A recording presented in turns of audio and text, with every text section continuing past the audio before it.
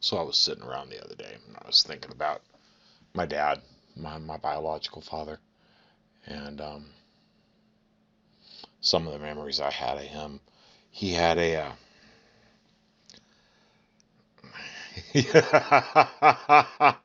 it's like when I talk about my very early sobriety, everything either happened on day 3 or day 8.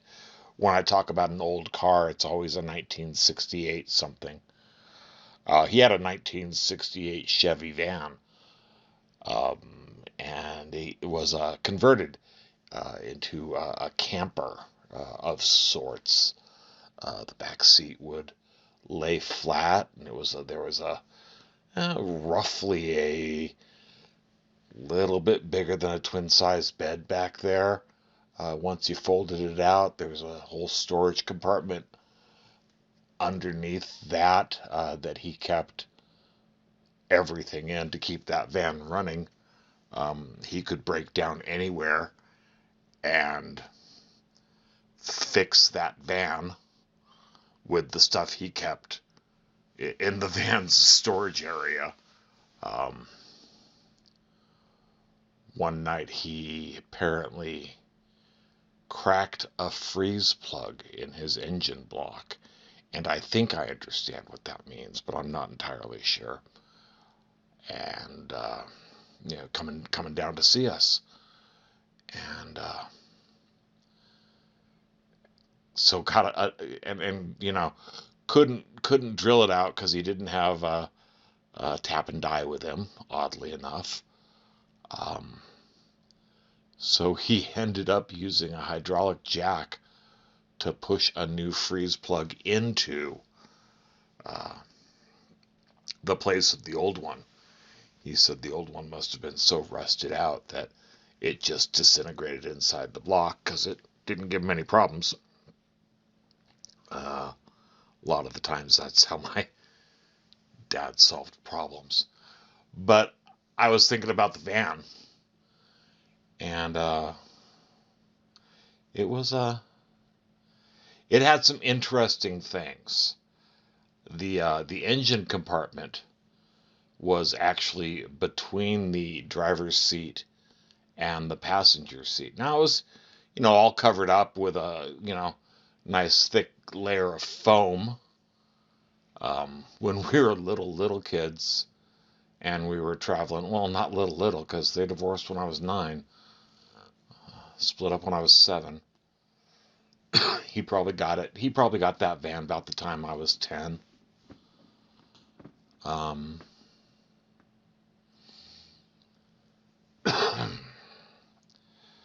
but the engine compartment was sat between, um, like I said, the driver and the passenger seat. And then right behind the driver, there was a fridge. Excuse me, an ice box, because it wasn't a fridge. It was an insulated area that if you put ice in, things in there would stay cold a long time. That's where he kept his beer. And then right below that was essentially a garbage can. Had a little flap that when you pushed on it, it would open up, obviously, and then a canvas bag that you would dump everything in, and that always had empties in it, beer cans. um, Once it got full, we would he would, or my brother and I would, or I would, or whoever, take it out and smush them all up. Um, it was, when you're 11 or 12 or whatever, doing that kind of stuff isn't work. It's fun, and so I have pleasant memories of that. He would take us camping in that van, and again, he could fit anything in that van. It had tow hitch, so we'd tow the motorcycles along behind us on a trailer. And it was. I don't think the thing could do 65 off a cliff, but it wasn't meant to. Uh, it was three on the tree.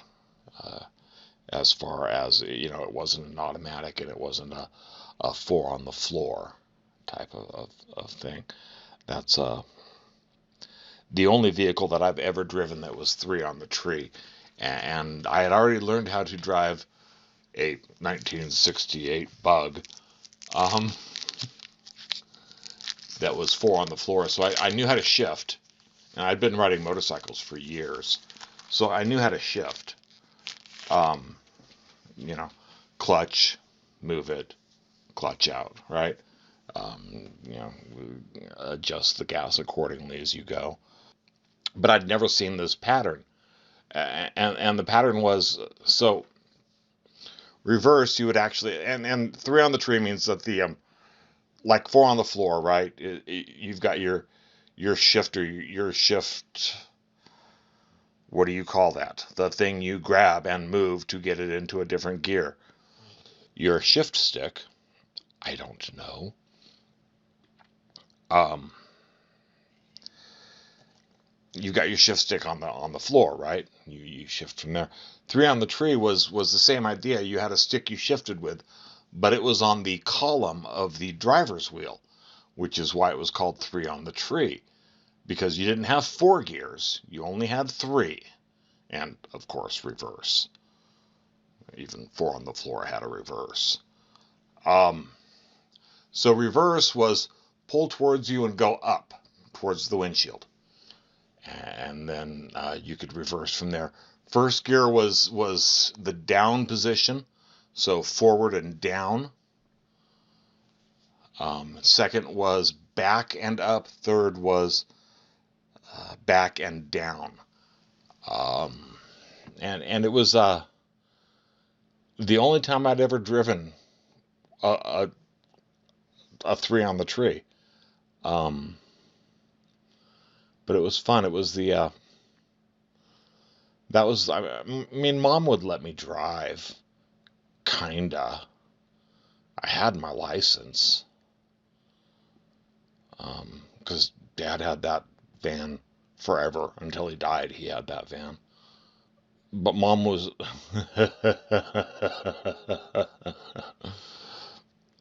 Mom thought she had a brake pedal on the passenger side. Let me just say it like that. And whenever she thought I would brake, she would slam her foot into where the brake pedal should be on the passenger side. It was funny. She wasn't a real big fan. I ended up, as she got as we both got older, I ended up, whenever we'd go someplace, I would drive, or I would drive my own vehicle. I can drive you. We can take one car, or you can drive and I can drive in two different cars. I don't care either way. I'm driving. And she, it got to the point, especially later in her life, when she was just happy to give me the keys, and I was just happy to take them. And when I'd come to visit, I would, we'd go someplace, and she'd give me the keys, and I'd hold on to them until it was time for me to leave her place, and I'd put them back either in her hand, or like on the kitchen counter, where they would be, way not where they're supposed to be, so they would instantly get her attention. Mom was very particular about where things went, and if something was out of place, she would see it very quickly. But I remember one night it was just Dad and I. We were coming home from someplace. We were headed back to his place in Oakland. I think we were coming home from camping, maybe, or maybe coming home from Chico, or maybe both. We were real low on gas, real low. And he was sure that there was a gas station in this town. And there was. And it was shut down for the night, because it was like, 9 or 10 at night. And we're sitting in there. We're sitting there in the gas station, uh, you know, wondering what we can do. He's trying to remember where, the next nearest town is. He figures we've got about 20 miles in the tank. This thing did not get good gas mileage. It was a full 350. And this cop rolls up. And at this period of my life, if my dad was awake and had been awake for longer than maybe a couple hours, then he'd also had at least a couple beers. This was like 9 or 10 o'clock at night. He'd been drinking, but was apparently really good at it. Because the cop pulled up and asked us what we were doing, and my dad said, I've got about 20 miles left in my tank, and I need to find a gas station. He said, I knew this one was here, but I didn't know that it would be closed. And the officer said, well, there's the two nearest gas stations that are open 24 hours. One is 16.5 miles north, and the other one is 24 miles south. Well, we were headed south. That's the direction we were headed. And the officer said, you should go to one of those. Right? In other words, he was telling us to get out of town. That our excuse, was only valid if we weren't there next time he came around, right? So he put it in gear, and we went to the one that was north because he knew we could make that, which added half an hour to the drive, but that was fine. But once we got the tank full of gas, he let me drive, and that was the first time I really night drove, and down Interstate 5, at 10 or now 11 at night, and I this is back in the age when your top speed was legally 55. And that's the time he taught me how to feel on the, I don't suppose this would work on the drive-by-wire cars of today. But this was a 60-something van where it was all mechanical, right? There was an actual series of mechanical devices between your foot and the carburetor. And he taught me how to find the sweet spot on a car where you could keep your speed, but it wouldn't cost you gas to drive that speed. And there was, I found it. It took me a while to get it, but I found it. So I'm doing my 55 and we get to the next gas stop, or we get home, I don't remember. And Dad always kept a notebook of how many miles he had on his odometer and how many gallons he put in, because he wanted to know what kind of mileage he was getting, I guess. That's just what I mean. But every time we got gas, he'd write down how many miles he had, and on the van, and how many gallons he put in the tank. He didn't really care what the cost was. He wanted to know about the gallons. And we get home, and he pulls it out and he does his calculations, and he says to me, hang on, I'll use my dad voice. We got, no, that's not it either. Oh, it doesn't matter. He says, we got 16 and a half miles to the gallon in the van last night. I think that's the best mileage I've ever gotten out of it. And I don't know if it was true or not. I'd like to think it was, but I don't know, in hindsight, whether he was just pumping my ego or whatever. But that was always a fun memory. Let me talk a little bit more about the van and about some of the camping trips we did. I'm actually not going to time this one. I'm just going to tell the stories and then adjust the video to fit the audio this time. We'd go camping.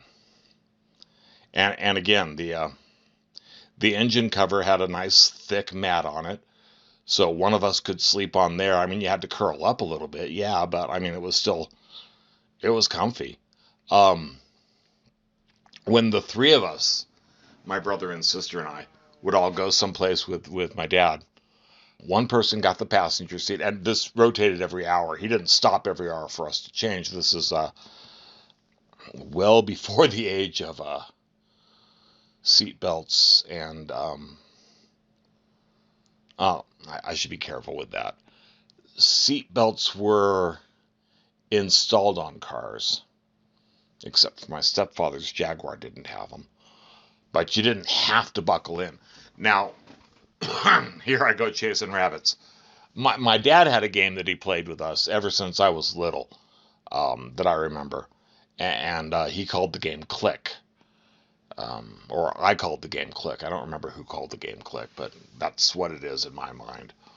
And when you'd get in the car, he would see who got their seatbelt on first, whether it was you or him or somebody else. And to be honest, it was an excellent way to teach me to put my seatbelt on because I wanted to beat my dad at getting my seatbelt on, right? And the reason he did that was because his cousin, who was always like a sister to him, survived an auto accident because she had her seatbelt on. So those were important to him. And I'm going sideways. So when it was just the three of us, yeah, now I'm back on track. Don't worry. So anyway, now when I get in the car with somebody else, I always get a little bit of a rush if I get my seatbelt on first. Sorry, that's the point of that story. So when it was just the three of us in the van, we were going someplace camping or whatever. One of us would ride in the passenger seat. One of us would ride up on the engine cover. No seatbelt there, obviously.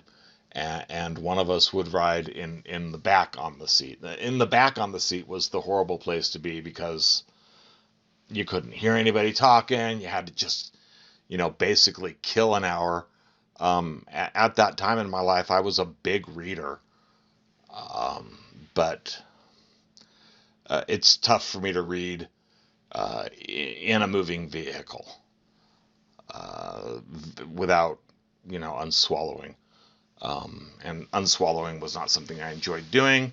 It's not something I enjoy doing now. So I generally wouldn't. But so he put a stereo in the van eventually and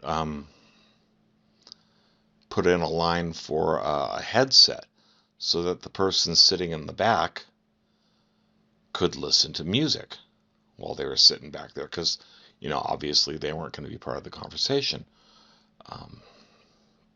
which I always thought was really cool. I remember one time we're going down the road and somebody wanted some ice, and I'm sitting on the engine cover. I'm sitting in the middle position on the engine cover, cross-legged, right, hunched down a little bit because I'm getting too tall to sit there, but I didn't care. That's where you sat if you weren't, that's where you sat. The rotation went from back seat to engine cover to front seat to back seat. That was our rotation.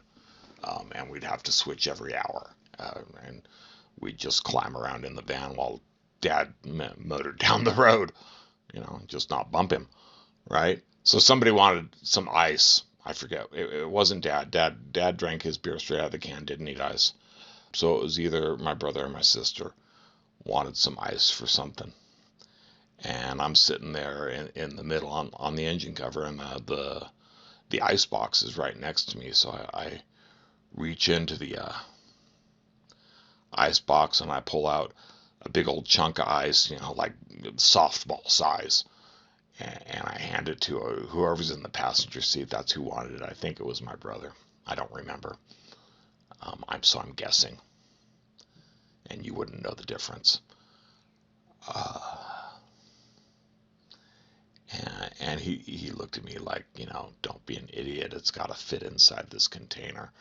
So, it had the ice box. It also had on the other side of the engine compartment a sink and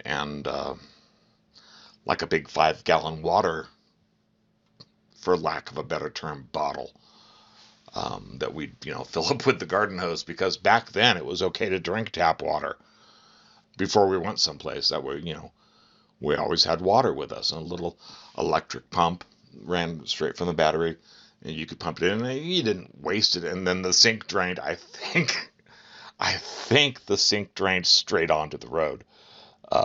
just had a drain hole in the bottom of the sink that just, he probably ran a tube down to about where the bottom of the van was. I am pretty sure that there was no water recapture in that thing. I'd be willing to bet a lot of money on that. Oh, here's something interesting. There are two things you can throw from your car and not get arrested for littering. One of them is clear water. So, coffee, no, it's not clear. Right? Sodas, no, they're not clear. But if it's clear water, you can throw it from your vehicle, not the container, obviously, and not be arrested for littering or not be ticketed or pulled, anything for littering. The other thing, and clear water makes sense because if it's a warm day, it's going to be gone in 5 minutes. If it's a rainy day, no one's going to notice, right? The other thing that you can throw from your car without being ticketed for is chicken feathers. Yeah, I don't get it either, but those are the two things that you can throw from your car without being cited for littering. Just thought I'd throw that in. Anyway, so I've got this big old, hunk of ice, and I reach over to the sink where the ice pick is, and I put the ice on my leg, and I'm thinking, oh, I'll just make a smaller piece, and I chip, and stab that ice pick right into my frickin' thigh. Fortunately, it was where I'd already had ice, so I didn't feel it that much. But when the ice fell away, when the other, because I had my hand on half the ice, when the other half of the ice fell away, and I pulled the chunk of ice that I still had in my hand, the ice pick was sticking straight up out of my thigh. There's a memory for you. So, yeah, decided to put something between my leg and the chunk of ice for the next piece that I broke off, and I don't think anybody noticed. I may have reached up and grabbed like a paper towel or something, just to stop the blood flow. Good times. So we would take that van everywhere. When he came down to come get us, he would either come down in the van, or we would meet halfway. And it doesn't matter. It was a place where Mom and Dad, because we at the time lived in Southern California and Dad lived in Northern California. There's about 400 miles between the two, and we met at about the 150-mile mark because that was the last civilization, 150 miles from Southern California side, because that was the last piece of really civilization that was close to halfway between. I'm sure it's changed since then, but at the time, it was the Buttonwillow McKittrick exit, and there was a McDonald's there, and we would meet at that McDonald's. So we'd go camping, like I said, and we took that van everywhere. If there were, especially if there were all three of us. If there were just two of us, we might take. Okay, so my dad was my size, 6'4". I'm a little bit taller than that. He weighed 350 pounds. I weigh a little bit less than that, not much. And if you don't know what it looks like, and maybe I'll throw up a picture, I don't know. He had at one point one of the first Hondas that were imported into America. It was the Honda CVCC. It was a very, very small little car. In fact, it was so small that at one point my dad had broken his back, I think is what he said. Probably doing something stupid on a motorcycle, knowing him. Dirt biking. I don't know why a man in his 40s would dirt bike, but he did. That's a young man's thing to do. And so, and he still had to work, right? He still had to get to work.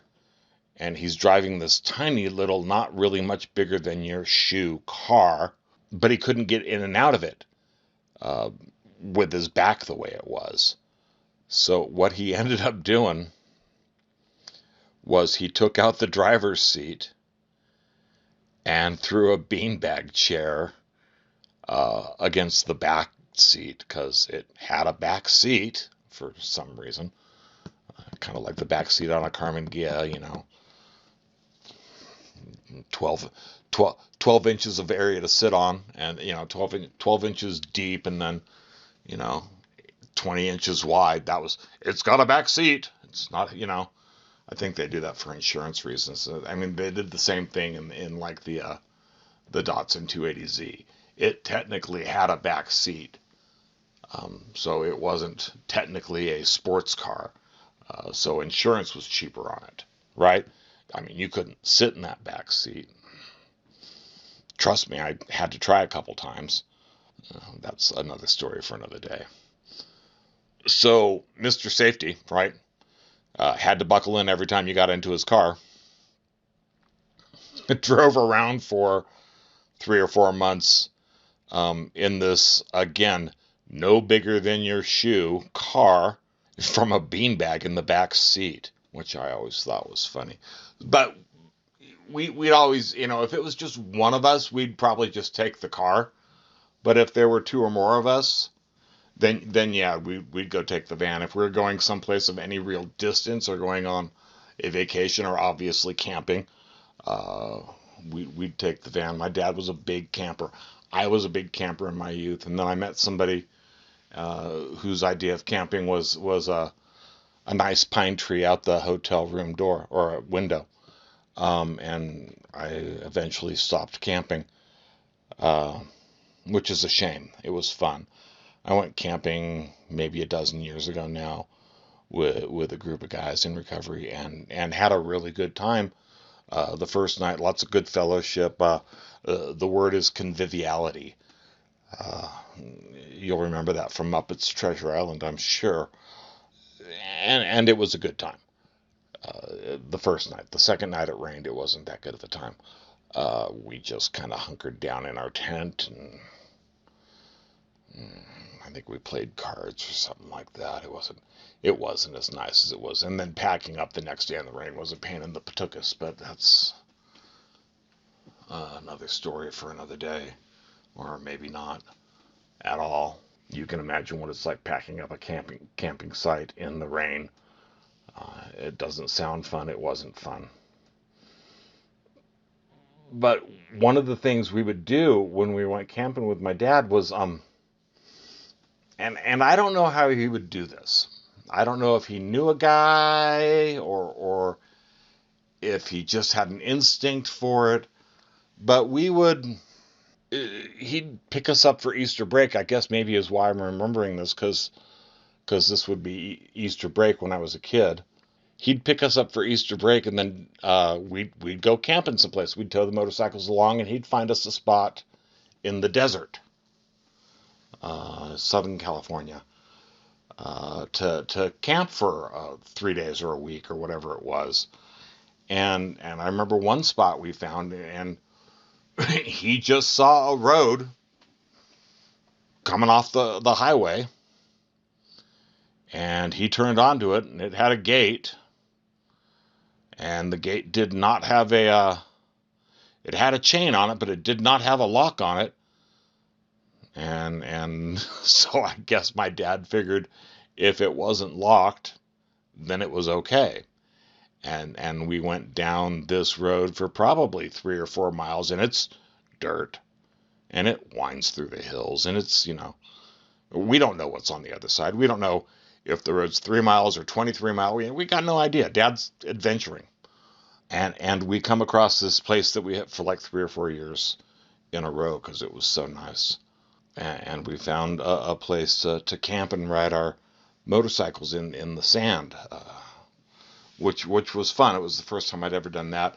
My dad taught me very early, and I'll say this about driving in the snow as well, because he said it about both. He said, riding in the sand is easy, provided you don't speed up, slow down, or turn, which is the same thing about driving in the snow.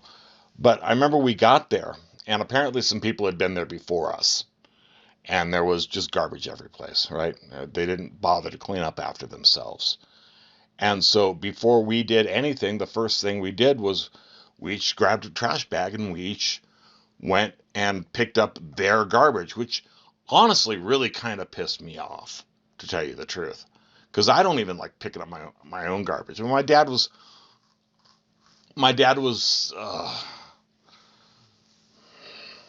a national socialist about litter. Really, he didn't like it. I got that from him. I don't litter either. I mean, you can tell that by looking at my car. Right, the inside of my car is full of garbage because I'm not going to throw it out on the road. So we all, pick up all this garbage. We probably ended up with two of the big, lawn and garden bags full of garbage by the time we were done. And then we busted out the tent and got it set up and got the motorcycles off the trailer and made sure they were still running. And probably, one of us did a lap or two just to go look around. And here comes this old farmer's truck. And he rolls up to where we are and he says, "What are you folks doing?" My dad says, "Well, we'd like to camp here for a couple days." And the farmer looks around, everything's set up. It's his land, or if it's not his land, he's watching it, right? It's certainly more his land than it was ours. And he says, "I was by here the other day, there was a bunch of garbage." My dad points at these two big garbage bags that we filled up. He says, "Yeah, we saw that too. We went ahead and picked it up." And the farmer walks over to the garbage bags and throws them in the back of the truck and says, "How long you folks planning on staying?" Dad says, 4 or 5 days. Farmer says, "Take care of yourselves." And it was just, the farmer drives off, and my dad gives us all that look like this is why we picked up the garbage, right? And that was very cool. That's a fun memory. I don't know why I remembered it. Let's see. We talked about the engine compartment. We talked about. So we're all sitting in the back of the van one time. We're not driving. We're at the camp spot. We're Point Magoo, I think it was. Um, and Tim, my brother, wanted some water, and so he got some water. He filled up his glass out of the water bottle and started. And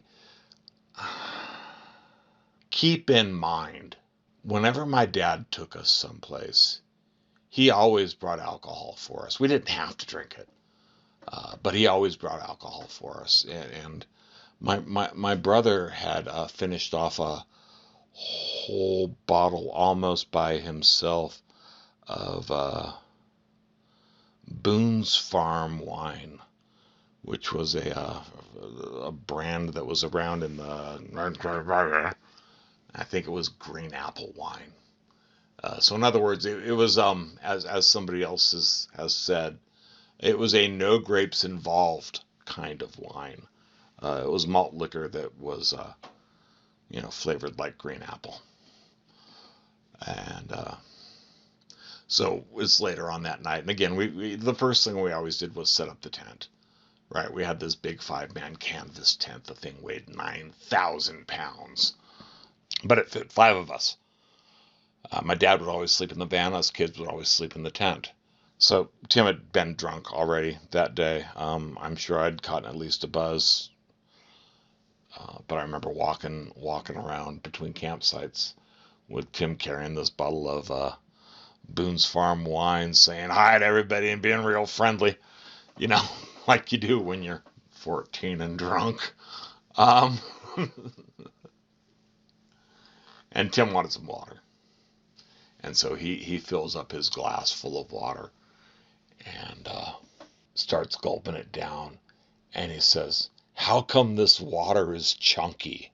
And then opens the door to the van, because he was closest, thank God, to the door of the van, and leans out and just, the term I like to use is unswallows everything that we'd put in his stomach that day. So, oh well, he said, well, my dad says, well, the animals will eat well tonight. Um, uh, do miss camping. Uh, don't have the vehicle for it anymore. Don't have the back for it anymore. Honestly, I do have the yard for it though. If I wanted to buy myself a nice little tent or I guess I'd have to get myself a blow up mattress too, and I could probably just toss it outside and pretend like that's camping. Although I'm not sure the the coyotes in the area would know what to do about that. Um, yeah, maybe not. Certainly not without a tent. Certainly not under the stars, which is honestly the best way to camp. Um, I'll tell one more story and then I'll wrap this up because I know I can go long. So we're at this desert place. I think second or third year we went, and my sister brought her friend, and it was one of those nights where the wind was really really blowing, um, and it blew so hard, in fact, that it blew the tent down on top of us. Four of us in the tent blew the tent down on top of us, and my brother and sister and my sister's friend were all freaking out as the tent blew down. And when I sleep in a sleeping bag, or when I was short enough to sleep in a sleeping bag, um, I would sleep all of me in the bag, head included, because I knew from being a scout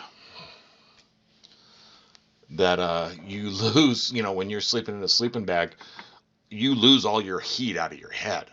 So you've either got to put a beanie on, or you're just going to sleep with a cold head all night, right? And it's going to be one or the other. Um, so I didn't have a beanie, so I would just go all the way into the bag. And the tent blew down one time. It was no big deal. It had a center pole, right? All you had to do was push the center pole back into place, up into the middle, and then down into the middle of the bottom, and it'd be fine until the next really big gust of wind came by. And them all freaking out, and dad, us hooting and hollering and making lots of noise because the tent fell down on us, and dad coming out of the van and seeing what's up, and helping us get the pole back in place. And me, I'm awake, I'm aware of what's going on, and I'm in my sleeping bag all the way in, and I pull my sleeping bag down, or pull my face out of the see, I said face because I didn't want to say pull my head out. Pulled my face out of the sleeping bag, and suddenly there's the canvas of the tent on me, and I'm now freaking out because now I'm being suffocated by the tent, right? So I just pulled the sleeping bag up over my face, and I was fine again until they got the tent fixed. Perception is a wonderful thing, isn't it? The canvas of the tent was actually thinner than and breathed better than my sleeping bag, but I was used to being inside the sleeping bag, not used to being trapped in the tent. So that was the big deal. I think that's going to do it for the evening.